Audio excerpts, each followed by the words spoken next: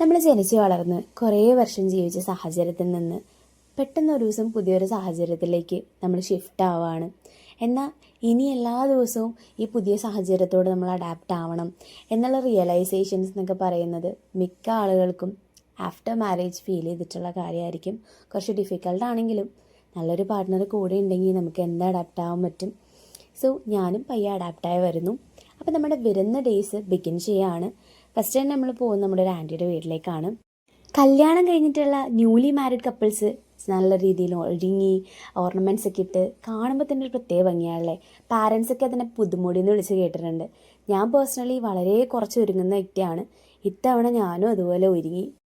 പക്ഷേ സംഭവം കൊള്ളാം, നന്നായിട്ടുണ്ട്, എനിക്കിഷ്ടമായി. അപ്പോൾ നമ്മൾ വിരുന്നിന് പോവാണ്. നമ്മുടെ ഒരു ആൻറ്റിയുടെ വീട്ടിലാണ് പോകുന്നത്. സോ കാറി കയറി കഴിഞ്ഞാൽ പിന്നെ പാട്ട് നമുക്ക് മസ്റ്റാണ്.